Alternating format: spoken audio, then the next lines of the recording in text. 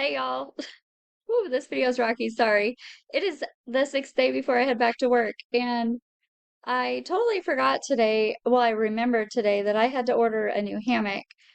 We got a free hammock from my neighbor like a year or two ago, but it was one of those flat mat ones, and it was worn out anyways. And I was like, oh, I finally need to order a new hammock thing. So I've literally been sitting out here for like 90 minutes today, just in the hammock swinging and chilling. I think I fell asleep for like 30 minutes. And this thing right here, she kept just looking over the edge and barking at the neighbors on the street below. So, anyways, it's getting kind of hot out here. It's really humid today. It's cloudy, but it's really humid.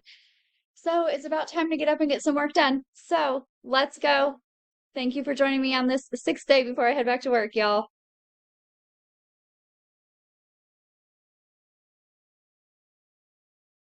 Hello, I'm Toby. Welcome to May's Morsels. Now that I've moved inside and I've got like fuzzy, humid nap hair, but whatever, it's a little bit cooler in here, so now I can actually think straight. I ran and got a cold brew. Normally, I don't drink coffee in the afternoon, but I just felt like that's what I wanted today, so that's what I got. Today, I want to talk a little bit about safety plans. I do need to work on a safety plan for some of the students in my classroom. It's nothing huge, but it's just a plan that the schools have in place in the event of emergency for students who aren't functioning at age level, grade level, or uh, the same cognitive level or communication level as their peers. So I'm going to talk about that. I still am working on my schedule. So I am going to show you a little bit of what plan book looks like for me right now. I have a couple questions for you all. And what was the last thing? I think that's actually it. There's not a lot going on today because I spent some time in the hammock. I thought I really should be up getting some work done. And then my husband was like, or not, because summer break is almost over and you won't get to swing in the hammock whenever you want. So what are some things that you are doing to squeeze the last little drops of joy out of your summer before you go back to work? Please tell me. One of the things I like to do is, of course, I like to be outside no matter what, unless I feel like my face is melting off. And hammock time. I've done my fair share of binging shows on streaming services. So I watched, what was the one I watched last week? Supacell. Have y'all seen that one? Y'all should check it out. It's pretty good. And my 17-year-old decided that I should play Stardew Valley with him. So I've gotten lots of Stardew Valley time with him, which is amazing.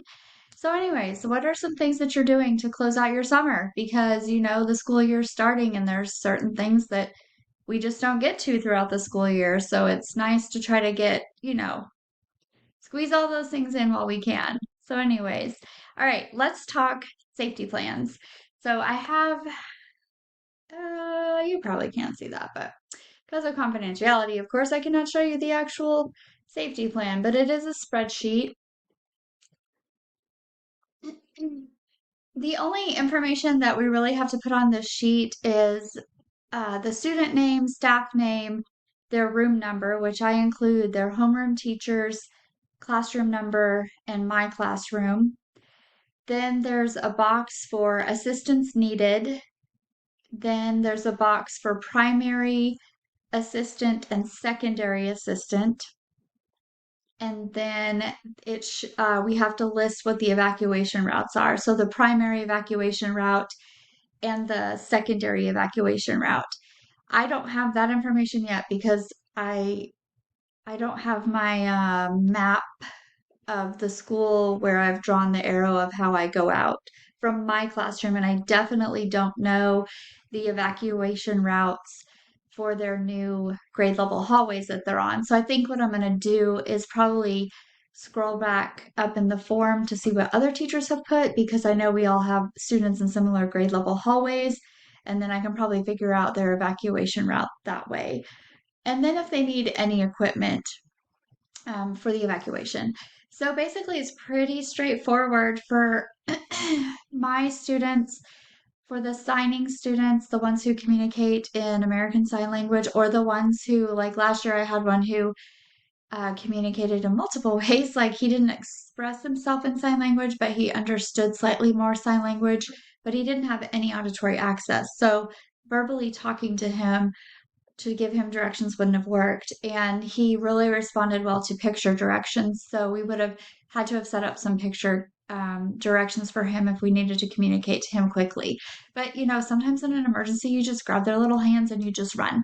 So assistance needed basically for my signing students. I just put that they need their interpreter or other staff. They need to be with somebody because they can't vocalize in spoken English if there's an issue or what they need, and then they don't have auditory access. So I guess you could calm them down with like body language, but I can't have these littles off by themselves with no form of communication. So they need to, and they're usually with their interpreters and interpreter 24/7. So I'm not too concerned about that. If they have any medical needs, like they need a nurse for, trach stuff, or they've got a medical condition, then we would note that in the assistance needed box. For one of my students for evacuation equipment, I might put water because if she gets overheated, she kind of has some issues. If they need any calming strategies, you need to put that down. If they have safety awareness issues, like they don't know not to run across the street or stay by an adult, then they would need to have an adult in close proximity for safety awareness reasons. So that form should not take me too long. I believe I only have 2 students that would actually need to be on this special needs summary sheet. The rest of them have come a long way in their communication skills. And if they're with their class, I think they're going to be just fine. They wouldn't need anybody extra. So I'm going to work on that. And later on in the video, I'm going to show you my plan book page to see, so you can kind of see how my classroom schedule is coming along. It's just a colorful mess and I need a little bit of guidance from y'all. So y'all help me out. Oh, I did have a question. If you are an itinerant teacher or another related arts, a related services teacher like a speech language pathologist or um, vision teacher of the visually impaired, do you help out with these safety plans for students? Have you ever, like itinerant teachers, I used to be one, you just kind of travel around from school to school. And in this district where I'm at now, each student actually has a case manager at the school. So I wouldn't like as an itinerant teacher, I wouldn't be the case manager. So do you give input if a student needs a safety plan? Do you give input to that student's teacher or case manager regarding what assistance they might need during an emergency? Just throwing that out there. How you all are involved in this process of helping kids stay safe during an emergency. So, anyways, all right, I'm gonna go finish the safety plan and then I'll get back to you and show you my classroom on Planbook. It's so colorful and really, really busy. So here's the schedule as it is right now. This is probably draft number 1 of 3 or 4 that it will take me as I create this schedule at the beginning of the school year. A couple things to keep that I try to consider when I'm building a schedule. I use the master schedule from the school that we usually get. I think we got this schedule last week, so what, 3rd week of July? And then every grade level has an intervention block of time for RTI, for when the gen ed teachers would do their tier groups in the classroom. Which is 45 minutes long. So my primary goal is to pull from that block of time first to do special ed time in my room, their resource minutes in my room during that intervention time. My goal is to try to reduce the amount of time that I am pulling them from a content area such as ELA, math, science, or social studies. I cannot pull students from special areas or related arts, however you call that class, and of course, not lunch and recess. So, what I decided to do, and then keeping in mind that because 90% of my caseload has language deprivation, they are impacted in their language, which means they are impacted across all content areas. So I currently have students that I pull for math and reading across all the grade levels. And then I also pull students to work on writing in I guess two grade levels. I pull kids to work on writing. I also have inclusion time that I provide if students need support in the Gen Ed classroom. Concerning resource time, when I have to work with a student for longer than that 45-minute intervention block, that means I typically try to pull them from the end of a content time when it's kind of at that independent work or independent work time at the end of that class session, because I know like in ELA, the first 30 minutes or whatever is always going to be foundational literacy, and I don't want to pull them from that. And then they kind of go through their story for the week, and then at the end, it could be writing or independent work time. And then as far as math, the same thing. They usually do their whole group math lesson. They have guided practice, independent practice.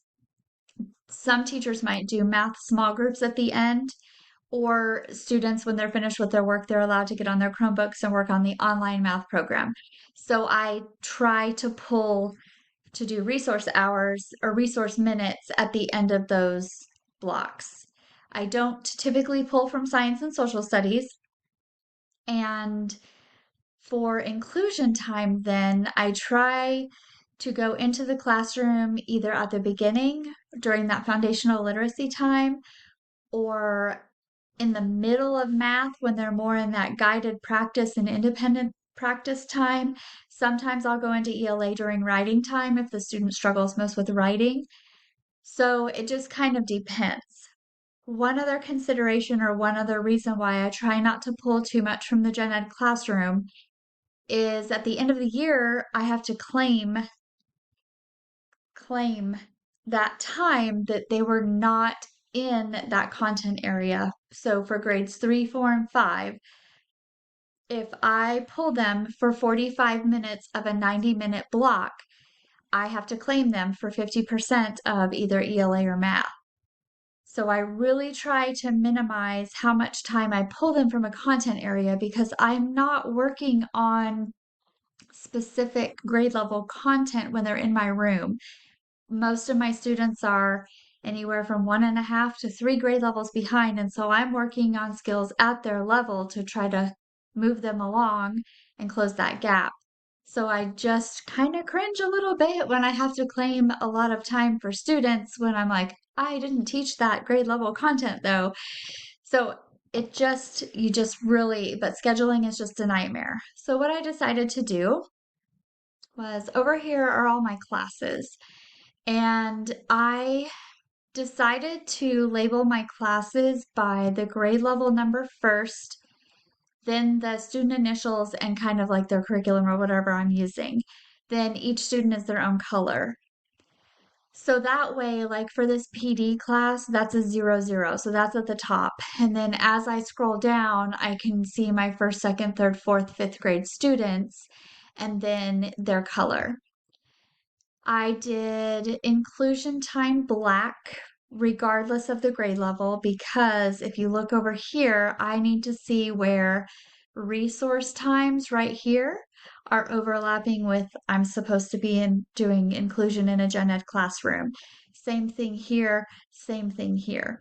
So these are where I need to have conversations with my principal or my supervisor about I need some extra support because I obviously cannot be in two places at once. You can also see this also guides how I set up my classroom when I have overlapping resource groups. So fortunately, this is both fifth graders, but they're on two totally different levels, two different languages. So I have to figure out how am I going to plan lessons to meet both of their needs in math or reading when one girl communicates in ASL and the other student communicates in spoken English and they're on two different levels. And then, of course, I have another grade level in here at the same time. So it gets really tricky when I have, like, it looks like this time block, I'm really going to have to problem solve through some stuff. This time block and this time block. So basically, the very beginning of my day, I'm good, and the very end of my day, I'm good, but in the middle, it's just a hot mess. So, anyways, I happen to just find out that I will have another teacher helping me out half of the day. She's split between my location and another location, so that's helpful. And also, they put in a request to hire another teacher, so hopefully somebody will apply for the job to come help out. Because right now, this is very stressful to look at and manage. But it'll just end up to where I'm going to have to tweak and pull kids at not the best times for their schedule in order to meet all their IEP minutes and work on their IEP goals. So that's kind of a look at my schedule. What do you all think? At first I was doing colors based on the color of their books for their curriculum that I'm using. But then I decided each student just needed to be their own color so that I could see where the overlap was. And then I decided to do inclusion time as all black. And then I swapped out from naming these classes as the name of the student and put their grade level so that it would be in order from, you know, K through 5. So I don't know. What do you all think? How do you all do your schedule? I did get online in a Deaf Ed Facebook group, and there were a lot of teachers that used Planbook for their scheduling. And there were some teachers that used fancy like paper planners.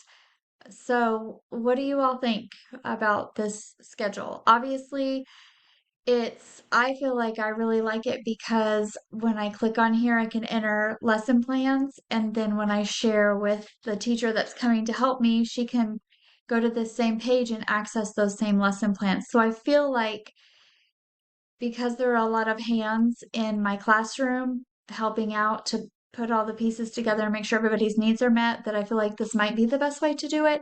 And it's very clearly organized. I can very clearly see who I'm going to work with when. So, anyways, let me know in the comments about your thoughts about scheduling and, you know, intervention times and not missing gen ed time and having to claim kids and all the small little things that go into planning a schedule for a teacher who works with students in grades K through 5. All right, so that about wraps up this video for today. I think I have talked a lot about different things all over. I was kind of random and all over the place today, but hopefully you all hung on tight and enjoyed the ride. I hope you all have a great day. Thank you for giving me a morsel of your time, and I will see you in the next video. Bye.